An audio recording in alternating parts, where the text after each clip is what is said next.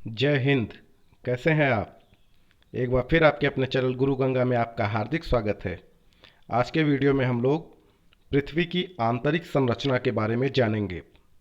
विभिन्न प्रतियोगी परीक्षाओं में इससे संबंधित प्रश्न पूछे जाते हैं। बहुत इंपॉर्टेंट टॉपिक है, चाहे वो बीयू की परीक्षा हो, चाहे टीटी की परीक्षा हो, चाहे सुपर टेट की परीक्षा हो, यूपीएससी की, यूपीपीएससी की, आईएएस की, पीसीएस की, लोअर पीसीएस की, आरओ की, एआरओ की, इस तरह की बहुत सारी प्रतियोगी परीक्षाएं जो हैं उनमें इससे संबंधित प्रश्न पूछे जाते हैं। तो बहुत इंपॉर्टेंट वीडियो है।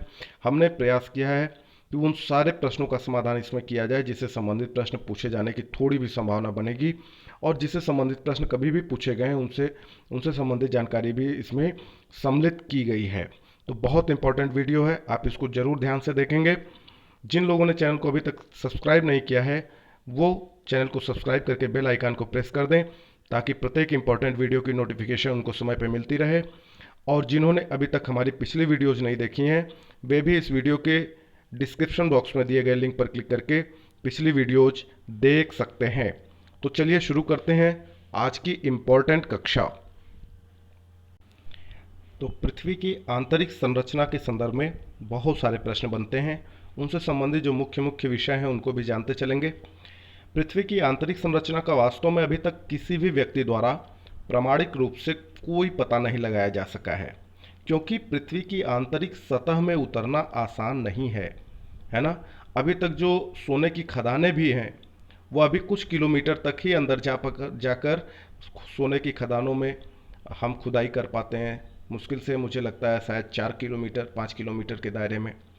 अगर हम ज्वालामुखी की बात करें तो उससे भी जो जानकारी हमको प्राप्त हो पाती है, लगभग 60 किलोमीटर की गहराई तक की जानकारी हम उससे प्राप्त कर पाते हैं। उसमें 60 किलोमीटर की गहराई तक जो चीज़ें उपलब्ध होती हैं वह हमको ज्वालामुखी के माध्यम से बाहर मैग्मा के रूप में अलग अलग रूपों में हमको प्राप्त हो पाती हैं। लेकिन उसकी वास्तविक गहराई, जो उसका मुख्य कोर है, जो सबसे नीचे का एरिया है, जो केंद्रक है, जिसको आप कहते हैं केंद्रीय भाग है, वहाँ तक पहुँचना आसान नहीं है। क्योंकि जितना नीचे आप जाएंगे टेम्परेचर बढ़ता जाएगा, तापमान बढ़ता जाएगा। ऐसे तापमान में मानव को सांस लेने में, या आप ये कह सकते हैं जीवित रहने में भी बहुत सारी समस्या आएगी। आप नीचे जाएंगे, हो सकता है ऑक्सीजन लेके जाएं सांस के लिए, लेकिन इसके बावजूद जो टेम्परेचर है वह जिस रेशियो में बढ़ता है वह मानव जीवन के लिए या किसी भी जीव के लिए खतरनाक होता है। तो आइए फिर भी हम देखते हैं किस रूप में, कैसे हम जान पाए हैं कि पृथ्वी की आंतरिक संरचना कैसी है। आप इस बात को तो समझ चुके होंगे कि आंतरिक संरचना का कोई प्रमाणिक रूप से अलग से कोई जाकर पता नहीं लगाया, लेकिन इसके संबंध में कुछ ऐसी चीज़ें हैं, कुछ ऐसे स्रोत हैं जिनके माध्यम से हम उनकी आंतरिक संरचना का, पृथ्वी की आंतरिक संरचना का अनुमान लगा पाए हैं। कौन कौन से तथ्य हैं, कौन कौन सी चीज़ें, कौन कौन से स्रोत हैं, उनके बारे में जान लीजिए। पृथ्वी की आंतरिक संरचना के बारे में तापमान, दाब, घनत्व, भूकंप और ज्वालामुखी के माध्यम से अनुमान लगाया जाता है ना। पृथ्वी की आंतरिक संरचना के संबंध में जो सर्वाधिक महत्वपूर्ण जानकारी हमको प्राप्त होती है वह भूकंप विज्ञान से प्राप्त होती है। यानी पृथ्वी की आंतरिक संरचना के संबंध में सर्वाधिक महत्वपूर्ण जानकारी का जो स्रोत है वह क्या है? भूकंप विज्ञान है। आप इस बात को ध्यान में रखेंगे, इससे संबंधित प्रश्न पूछा जा चुका है कि पृथ्वी की आंतरिक संरचना के संबंध में सर्वाधिक महत्वपूर्ण जानकारी का स्रोत क्या है, तो उसका उत्तर यही होगा, भूकंप विज्ञान। ठीक है, तो आप इसको ध्यान से देखेंगे। और जो अनुमान लगाया जाता है वो तापमान, दाब, घनत्व, भूकंप और ज्वालामुखी आदि के माध्यम से लगाया जाता है। ठीक है, अगला जो महत्वपूर्ण प्रश्न बनता है वह जान लीजिए। भूगर्भ विज्ञान का जो विभाजन है भूकंपीय तरंगों के आधार पर, ग्रांट महोदय ने, ये भूवैज्ञानिक थे, ग्रांट महोदय ने भूगर्भ का विभाजन 3 परतों के रूप में किया है। पहली परत उन्होंने कहा भूपटल या भूपरपटी, अंग्रेजी में इसको क्रस्ट कहते हैं। दूसरा कहा मेंटल, मेंटल तो मेंटल ही है। तीसरा केंद्रीय भाग, जो सबसे नीचे का भाग है, उसे कहा उन्होंने कोर। क्या कहा? कोर। जैसे मान लीजिए कि यह पृथ्वी है ना, यह मान लीजिए पृथ्वी है। तो इसका अगर ये सेंटर है तो ऊपर से इस गहराई तक जब आप जाएंगे, नीचे तक जाएंगे, ठीक है, तो इसमें अलग अलग 3 परतें हैं। उन्होंने कहा कि ऊपर से इस सेंटर तक जाने में 3 परतों तक पहुंचना होगा। जो सबसे ऊपर की परत है ना, ये एक लेयर है जो ऊपर की, उसको उन्होंने कहा भूपर्पटी या क्रस्ट। उसके जस्ट बाद वाली जो ये दूसरी लेयर है, ये वाली लेयर है, इसको उन्होंने कहा मेंटल। और सबसे नीचे की जो लेयर है उसको उन्होंने कहा केंद्रीय भाग या कोर। ठीक है, अब आगे चलते हैं, देखते हैं भूपर्पटी कैसी है, क्या है। भूपर्पटी पृथ्वी के सबसे ऊपरी भाग को कहते हैं। पृथ्वी के सबसे ऊपरी भाग का मतलब आंतरिक संरचना के अंदर जो आपने 3 भाग देखा, जैसे अगर मान लीजिए हम उसका एक भाग लें, जो पृथ्वी है उसके एक भाग को ऐसे कट कर लें, है ना, यह केंद्र है, यह नीचे क्या है, केंद्र है। ठीक है, अब इसको हम 3 भागों में ऐसे डिवाइड करते हैं, ऐसे 3 भागों में। तो यह जो ऊपर का भाग है यह क्या है, भूपर्पटी है। यह जो दूसरा है यह क्या है, मेंटल है। यह जो तीसरा है यह क्या है, सबसे नीचे, यह कोर है। ठीक है, इसी रूप में आप इसको समझेंगे। पृथ्वी के सबसे ऊपरी भाग को, इसको हम क्या कहते हैं, भूपर्पटी कहते हैं। इसे लिथोस्फीयर भी कहा जाता है। क्या कहा जाता है, लिथोस्फीयर भी कहा जाता है। कई बार प्रश्न पूछा जा चुका है कि पृथ्वी का सबसे ऊपरी भाग क्या कहलाता है, तो भूपर्पटी कहलाता है। लिथोस्फीयर क्या है, तो पृथ्वी का सबसे ऊपरी भाग लिथोस्फीयर है। 2 प्रश्न आ गए फट से इसमें। ठीक है, इसके अलावा एक और जो तथ्य निकल कर आता है कि भूपर्पटी में ग्रेनाइट और नीस जैसी चट्टानों की प्रधानता होती है। बहुत ध्यान से देखिए, यह कई बार पूछा जा चुका है, बताया जा चुका है, उसमें तथ्यों के रूप में दिया जा चुका है, ये सत्य है या असत्य है। तो भूपर्पटी की जो परत है इसमें ग्रेनाइट और नीस जैसी चट्टानों की क्या होती है, प्रधानता होती है। और इस परत का जो घनत्व होता है वह 2.5 से लेकर 3 ग्राम प्रति सेंटीमीटर क्यूब है ना। इस परत का घनत्व कितना है, 2.5 से लेकर 3 ग्राम प्रति घन सेंटीमीटर है। इसमें अंदर की तरफ, चूंकि महासागरों में इसकी गहराई अलग है, महाद्वीपों में इसकी गहराई अलग है, इसका क्षेत्र अलग है। तो भूपर्पटी की अगर हम बात करें तो इसमें अंदर की तरफ महासागरों में 5 किलोमीटर तथा महाद्वीपों में लगभग 30 किलोमीटर तक का क्षेत्र सम्मिलित होता है भूपर्पटी के अंदर। भूपर्पटी का जो निर्माण होता है वह मुख्यतः सिलिका और एल्यूमिनियम से हुआ है। यह पूछा जाता है कि सिलिका और एल्यूमिनियम से किस परत का निर्माण हुआ है, तो भूपर्पटी का निर्माण हुआ है। और इसी को आप ध्यान से देखेंगे तो यह सिलिका और एल्यूमिनियम से होने के कारण ही इसे हम, इस परत को सियाल परत भी कहते हैं। आप ध्यान से देख लीजिए, एक और नाम इसका मिला, सियाल, है ना।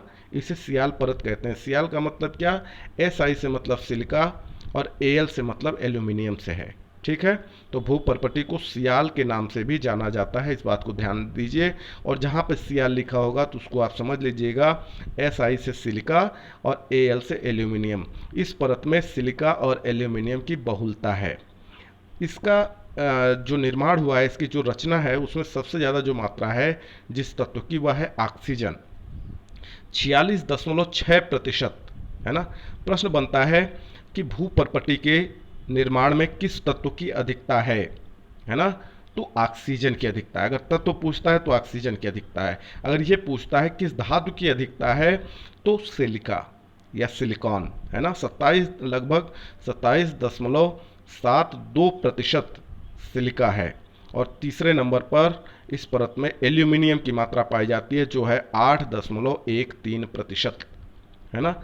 यह सब लगभग में ही है ना, पॉइंट में इधर उधर हो सकता है, आप इस बात को ध्यान में रखेंगे। लेकिन अगर पूछा जाता है कि भूपर्पटी की रचना में सर्वाधिक मात्रा में कौन सा तत्व विद्यमान है, तो ऑक्सीजन है। कौन सी धातु विद्यमान है, तो सिलिका है, 27.72%। इसके अलावा लोहा भी पाया जाता है, 5.01%, कैल्शियम 3.63%, सोडियम 2.85%, पोटेशियम की मात्रा पाई जाती है 2.62%, और मैग्नीशियम की मात्रा पाई जाती है 2.09%, है ना। तो इस परत के अंदर इसकी भी मात्रा पाई जाती है, लेकिन जो सर्वाधिक मात्रा है धातुओं में वो सिलिका की है। और तत्वों के रूप में अगर हम बात करेंगे तो ऑक्सीजन के, इस बात को आप ध्यान में रखेंगे, इससे संबंधित प्रश्न पूछे जा चुके हैं। अब आगे देख लीजिए मेंटल क्या है ना। यह दूसरी परत है। दूसरी परत का मतलब यह है कि जब आप नीचे गहराई की तरफ जाएंगे तो जो सबसे पहली आपको मिली वो भूपर्पटी थी, है ना, 30 किलोमीटर की रेंज तक। अब उसके नीचे जाने की बात हो रही है, सेकेंड लेवल पे जब आप पहुंचते हैं तो वो मेंटल है ना। जो अभी हम एक ऐसे बनाया था हमने, तो इसमें जो सबसे ऊपर की जो परत है यह वाली, ये तो ऊपर भूपर्पटी है। अब जो दूसरे नंबर की ये परत है, ये दूसरे नंबर की परत, ये मेंटल है। ये क्या है? मेंटल है। इसके बारे में बात कर लेते हैं। यह भूपर्पटी के नीचे 2900 किलोमीटर तक विस्तृत क्षेत्र है ना। यानी इसकी जो गहराई है भूपर्पटी से नीचे 2900 किलोमीटर तक है, जो कि मुख्यतः बेसाल्ट एवं गैब्रो जैसी चट्टानों से बना है। मेंटल परत के बारे में भी तथ्य पूछे जाते हैं। बेसाल्ट एवं गैब्रो जैसी चट्टानों से मेंटल बना हुआ है, पूछा जाता है किन चट्टानों से बना है ना, तो बेसाल्ट एवं गैब्रो जैसी चट्टानों से बना है। इसका जो मुख्यतः निर्माण हुआ है वह भी सिलिका और मैग्नीशियम से हुआ है। ऊपर जो हुआ था वो सिलिका और एल्यूमिनियम से था, यह क्या है? सिलिका और मैग्नीशियम से हुआ है। इसीलिए इसे सीमा भी कहा जाता है, साइमा भी कहा जाता है। कुछ लोग साइमा कहते हैं, कुछ लोग इसी को सीमा पढ़ते हैं। SI से यहाँ पर भी सिलिका है, ध्यान दीजिएगा, और MA से मैग्नीशियम है। अब जैसे मान लीजिए एक जगह Cr लिखा हो, है ना, क्या लिखा हो, ऐसे देख लीजिए, मान लीजिए एक जगह C और R लिखा हो, है ना, Cr लिखा हो, और दूसरी जगह सीमा लिखा हो, तो आप कैसे जानेंगे कि कौन सी कैसे परत है ना। तो थोड़ा सा आप ट्रिक लगाएंगे तो ध्यान देंगे कि यह जो MA लगा हुआ है मैग्नीशियम के लिए, यह मेंटल है ना। यह क्या है? मेंटल है। यहाँ पर भी MA है, यहाँ पर भी MA है, और Cr ऊपर की परत है। ठीक है, अब देख लेते हैं आगे। इसे मेंटल को ही प्रवार भी कहा जाता है। क्या कहा जाता है? प्रवार। IAS में पूछा गया था प्रावार। यह नाम हर जगह उपलब्ध नहीं है, तो आप ध्यान से इसको देख लेंगे। पायरोस्फीयर भी इसको कहते हैं, है ना। क्या कहते हैं? पायरोस्फीयर। और इसी को व्हाइट ऑफ द अर्थ कहते हैं। प्रश्न कई बार आ चुका है कि निम्नलिखित में से व्हाइट ऑफ द अर्थ किसे कहते हैं, और नीचे चारों जो तीनों जो परत हैं उनका नाम दे देते हैं। तो आप इस बात को जानिए कि मेंटल यानी जो सेकेंड लेवल की परत है, सतह से नीचे जाने पर जो दूसरे नंबर की परत है, उसी को व्हाइट ऑफ द अर्थ भी कहा जाता है। उसे साइमा भी कहा जाता है, क्योंकि SI सिलिका और MA मैग्नीशियम से उसका निर्माण हुआ है। ठीक है, और इसे पायरोस्फीयर भी कहते हैं, व्हाइट ऑफ द अर्थ भी कहते हैं। तो इससे संबंधित जितने प्रश्न बनते हैं मुझे लगता है आप क्लियर हो चुके होंगे। आगे देखिए, इस परत का जो घनत्व होता है वह 3 से लेकर 5.55 ग्राम प्रति घन सेंटीमीटर है। इसका घनत्व, यानी अब नीचे आप जा रहे हैं तो घनत्व बढ़ रहा है। पृथ्वी के आयतन का 83.5% भाग यही होता है ना। कितना? 83। कहीं कहीं केवल 83 दे देता है ऑप्शन में, कहीं कहीं 83.5 दे देता है। तो आप कंफ्यूज नहीं होंगे, क्योंकि ये आयतन लगभग में है ना। तो इससे संबंधित प्रश्न भी पूछा जा चुका है। पृथ्वी के आयतन का कितना भाग मेंटल में है, तो 83.5% भाग है। द्रव्यमान, पृथ्वी के द्रव्यमान का कितना भाग यहाँ पर होता है, तो 67.8%। कभी कभी ऑप्शन में 68% भी दे देता है, या 68% है ना, या 67% भी दे देता है। तो यदि उसके आसपास ये एक्यूरेट वाला जो लगभग है वो नहीं है, आपको लगता है कि उससे हट के और सारे आंसर हैं, तो जो इसके आसपास मिलता है वही सही उत्तर होगा। ठीक है, 68 दिया है तो 68 भी सही है, 67 दिया है तो 67 सही है, 67.8 दिया है तो भी सही है। तीनों नहीं देगा, इस बात को आप ध्यान में रखेंगे। ठीक है, तो ये इंपॉर्टेंट है। अब चलते हैं अगले भाग की तरफ, जिसे आप कहते हैं कोर। क्या कहते हैं? कोर। केंद्रीय भाग जो है, सबसे नीचे गहराई में जो सबसे नीचे पहुंचते हैं आप, है ना, जो आप ऐसे अभी बना हुआ था भाग। ठीक है, तो ये पहले भाग को आप पढ़ चुके, ये दूसरे भाग को भी आप पढ़ चुके, ये तीसरा जो भाग है ये केंद्रीय भाग है, इसी को हम कहते हैं कोर, है ना। इसके बारे में पढ़ना है। पृथ्वी की सतह के नीचे 2900 किलोमीटर के बाद का समूचा क्षेत्र, क्योंकि 2900 तक क्या है, मेंटल है। उसके नीचे का जो जितना भी भाग है वह लगभग 6370 किलोमीटर की गहराई तक है ना, वह केंद्रीय भाग कहलाता है, कोर कहलाता है। इसे क्रोड भी कहते हैं। आप कई जगह देखेंगे क्रोड लिखा हुआ है तो आप कंफ्यूज नहीं होंगे, इसी को, कोर को ही क्रोड भी कहते हैं। अत्यधिक दबाव के कारण यह जो भाग होता है यह अर्ध तरल अथवा प्लास्टिक अवस्था में पाया जाता है या होता है ना। क्यों होता है? अत्यधिक दबाव के कारण, क्योंकि सबसे नीचे है ना, तो इस पर दबाव बढ़ता जाता है, जैसे जैसे नीचे जाएंगे दबाव बढ़ता चला जाता है। तो अत्यधिक दबाव के कारण जो केंद्रीय भाग होता है वह अर्ध तरल या प्लास्टिक की अवस्था में होता है। इसका जो निर्माण है वो मुख्यतः निकिल और लोहा से हुआ है। कई बार ऑप्शन में दे देता है कि केंद्रीय भाग का निर्माण मुख्यतः किससे हुआ है, तो इन दोनों में से जो ऑप्शन दिया हो, चाहे वो निकिल दिया है तो निकिल और लोहा दिया है तो लोहा, मुख्यतः लोहा से है, उसमें निकिल भी है शामिल। अगर लोहा केवल दिया है तो लोहा देंगे, केवल निकिल दिया हुआ है तो निकिल होगा, अगर दोनों ऑप्शन दिया है तो दोनों होगा, ठीक है ना। और इसी वजह से चूंकि निकिल का Ni और फिर आयरन का Fe, ये दोनों मिलके क्या बनाते हैं, नीफे, इसीलिए इसे नीफे परत भी कहा जाता है। क्या कहा जाता है? इसे नीफे परत भी कहा जाता है, ठीक है। आप देख लें, Ni मतलब निकिल और Fe मतलब लोहा, है ना। तो ये हो गया, इसके नाम से ही स्पष्ट हो जाएगा, आप क्लियर हो जाएंगे। तो एक नाम केंद्रीय भाग का ये हुआ क्रोड, नीफे, दो हो गया। इसे बैरिस्फीयर भी कहा जाता है। कई बार ये लिखा भी मिल सकता है, पूछा जाता है बैरिस्फीयर किस परत को कहते हैं, तो नीफे को कहते हैं, क्रोड को कहते हैं, केंद्रीय भाग को कहते हैं, कोर को कहते हैं। तो इन सारे नामों से आप परिचित रहेंगे तो ज़्यादा आसान होगा। इस परत का जो घनत्व होता है वो लगभग 11 से 13 ग्राम प्रति घन सेंटीमीटर होता है, ठीक है। क्योंकि आप नीचे जितना गहराई में उतरेंगे तो घनत्व बढ़ता जाएगा। इस परत को हम दो भागों में विभाजित कर सकते हैं। यह परत दो भागों में विभाजित होती है, एक होती है बाह्य क्रोड और दूसरी होती है आंतरिक क्रोड, है ना। जैसे मान लीजिए अभी हम लोग जिस पे बात कर रहे थे, जिस परत की बात कर रहे थे, ऐसे अगर बात करें तो यह ऊपर का जो है यह भूपरपट्टी हो गई, यह जो दूसरा है यह मेंटल हो गया, यह जो तीसरा भाग है जिसको आप कोर कहते हैं, इसको दो भागों में बांट देंगे अगर हम, तो ये भाग जो होगा ये बाह्य कोर कहा जाएगा। क्या कहेंगे? बाह्य कोर या बाह्य क्रोड। और यह जो दूसरा सबसे नीचे का जो भाग होगा उसे आंतरिक क्रोड या आंतरिक कोर कहेंगे। क्लियर हो गया?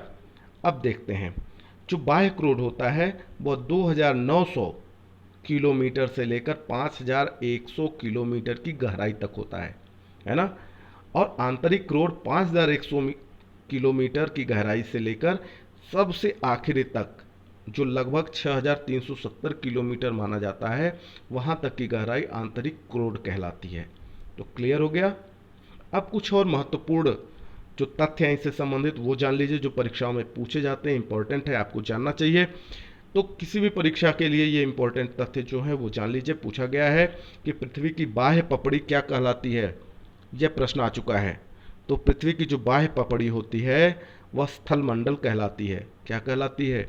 स्थल मंडल कहलाती है। पृथ्वी की उसकी सतह से केंद्र तक की त्रिज्या कितनी है, पूछा गया है। पृथ्वी की त्रिज्या कितनी है? तो पृथ्वी की त्रिज्या लगभग 6370 किलोमीटर है।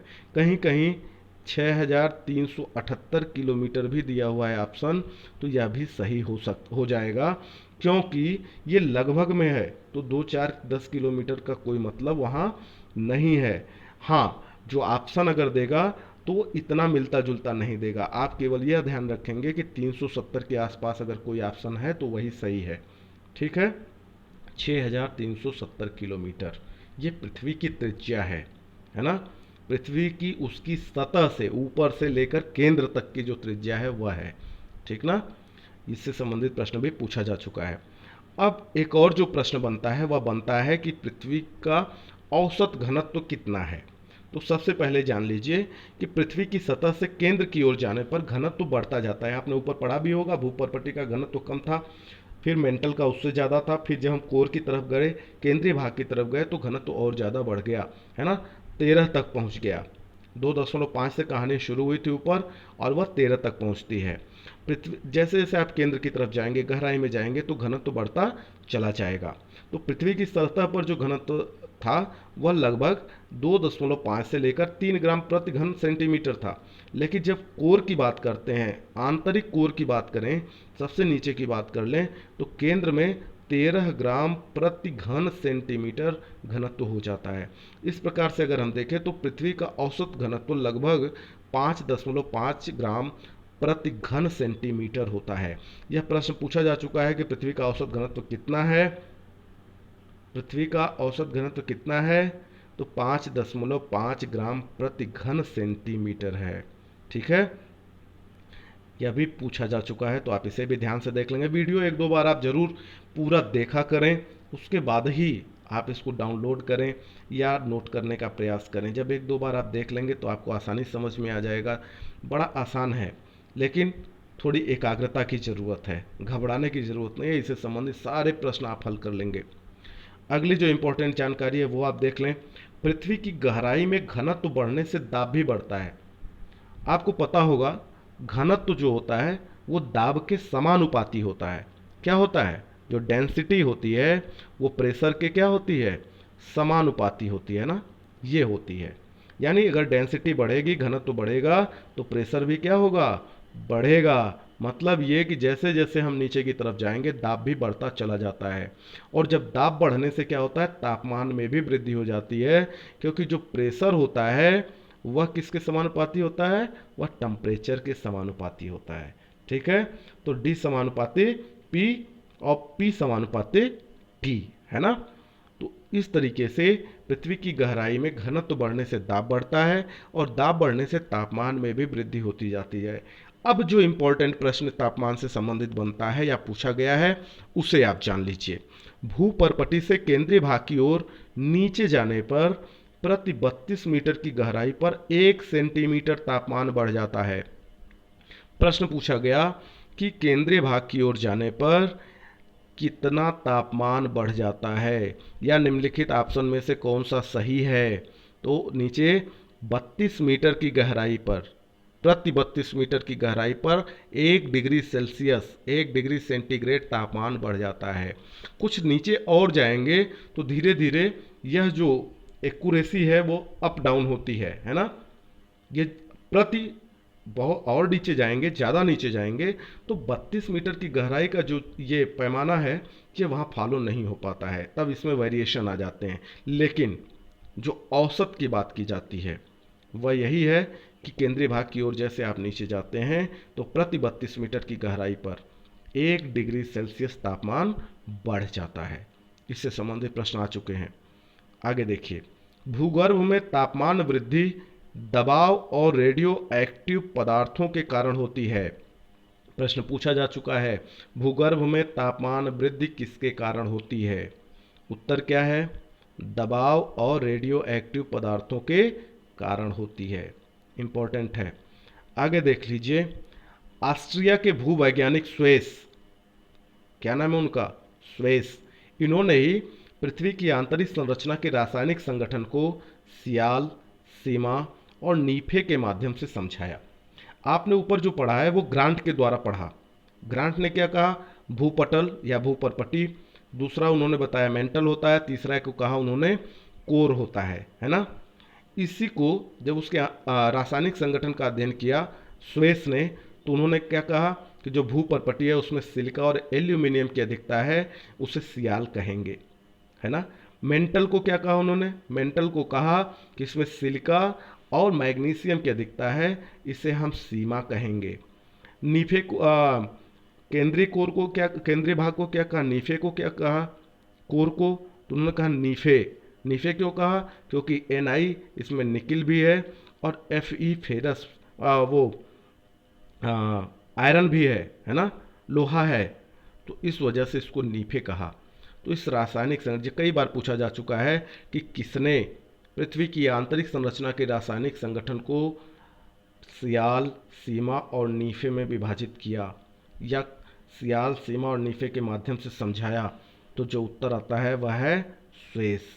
कहाँ के रहने वाले थे, ऑस्ट्रिया के रहने वाले भूवैज्ञानिक थे। तो दो महत्वपूर्ण प्रश्न इससे संबंधित बनेंगे। जो ऊपर है कि किसने पृथ्वी की आंतरिक संरचना को भूपटल, मेंटल और कोर में विभाजित किया, है ना, या क्रोड में विभाजित किया, तो ग्रांट ने किया। किसने पृथ्वी की आंतरिक संरचना को सियाल, सीमा और नीफे के नाम से समझाया या माध्यम से समझाया, तो सुरेश ने समझाया। क्लियर हो गया। अब जो तीन और महत्वपूर्ण तथ्य हैं वह जान लीजिए। घबराने की कोई ज़रूरत नहीं है, हो सकता है 1-2 मिनट प्लस हो जाए, पर थोड़ा आराम से समझेंगे तो भूलेगा नहीं। जो तीन और महत्वपूर्ण प्रश्न बनेंगे वो देख लीजिए। भूपर्पटी और मेंटल की जो विभाजक सीमा होती है उसको मोहो असातत्य क्या कहते हैं? मोहो असातत्य या मोहो असंबद्धता या मोहरोविक डिसकंटिन्यूटी कहते हैं। किसे कहते हैं? किसे कहते हैं? भूपर्पटी और मेंटल की विभाजक सीमा को, मतलब जहां भूपर्पटी समाप्त होती है और मेंटल शुरू होती है। यानी अगर हम चित्र के माध्यम से बात कर लें, जैसे मान लीजिए ये जो चित्र बार बार हम बना रहे हैं, अगर हम तीन विभाजक रेखा ऐसे खींचते हैं, है ये 1 हो गया, ये 2 हो गया, ये तीसरा भाग है, 3 परत की बात कर लेते हैं। ठीक है, तो ऊपर है भूपर्पटी, ये क्या है? भूपर्पटी। ये क्या है? मेंटल। यह जो सीमा रेखा है, ये जिसके ऊपर भूपर्पटी है और जिसके नीचे मेंटल है, यह क्या कहलाएगी? मोहो असंबद्धता कहलाएगी, मोहरोविक डिसकंटिन्यूटी कहलाती है, मोह असातत्य कहलाती है। क्लियर हो गया। अब दूसरा देख लीजिए। मेंटल और कोर की जो विभाजक सीमा होती है उसे गुटेनबर्ग असातत्य या गुटेनबर्ग असंबद्धता या गुटेनबर्ग डिसकंटिन्यूटी कहते हैं। मेंटल और कोर की विभाजक सीमा को, ये ऊपर मेंटल है, इसके नीचे ये कोर है, इन दोनों को अलग क्या करता है? यह जो लेयर है जिसके ठीक ऊपर मेंटल है और उसके ठीक नीचे कोर है ना, तो यह जो सीमा ये क्या कहलाती है? गुटेनबर्ग असातत्य, गुटेनबर्ग असंबद्धता, गुटेनबर्ग डिसकंटिन्यूटी। क्लियर हो गया। अब एक और देख लेते हैं, सबसे नीचे ये कहते हैं कि बाह्य क्रोड और आंतरिक क्रोड की विभाजक सीमा को लेहमैन असातत्य या लेहमैन असंबद्धता या लेहमैन डिसकंटिन्यूटी कहते हैं। इसे समझ लें आप। हम लोगों ने बात किया था जब इसके बारे में, परतों के बारे में हम बात कर रहे थे ऊपर, तो एक चीज़ हमने देखा था कि यह जो विभाजन है 3 भागों का, है ना, 3 भागों का विभाजन है, 1, 2 और 3। तो इसमें जो नीफे है, नीफे को भी 2 भागों में बांटा गया है ना, आंतरिक कोड और बाह्य कोड। ये नीचे वाला आंतरिक कह दिया गया, ये इसको क्या कह दिया गया? बाह्य कोड कह दिया गया, है ना। बाह्य कोर ये हो गया, ये बाह्य हो गया, और जो नीचे वाला है वो क्या हो गया? आंतरिक हो गया, है ना। ये नीचे वाले को आंतरिक कह दिया। अब इन दोनों का जहाँ पे ये जो विभाजक रेखा है, यह है ना, दोनों को, बाह्य क्रोड और आंतरिक क्रोड की जो विभाजक रेखा है, जिसके ऊपर बाह्य क्रोड है और जिसके नीचे आंतरिक क्रोड है, इसी को लेहमैन असातत्य, लेहमैन असंबद्धता, लेहमैन डिसकंटिन्यूटी कहते हैं। बात समझ में आ गई होगी, है ना। तो ये बड़ा इंपॉर्टेंट वीडियो है। यदि यह वीडियो आपको पसंद आ गया तो आप इसे लाइक जरूर करें, अपने मित्रों में शेयर जरूर करें, और अगर अभी तक आप चैनल को सब्सक्राइब नहीं कर पाए हैं तो चैनल को सब्सक्राइब करके बेल आइकन को जरूर प्रेस कर दें। और फिर मिलते हैं अगले इंपॉर्टेंट वीडियो के साथ। तब तक के लिए आप सभी को जय हिंद।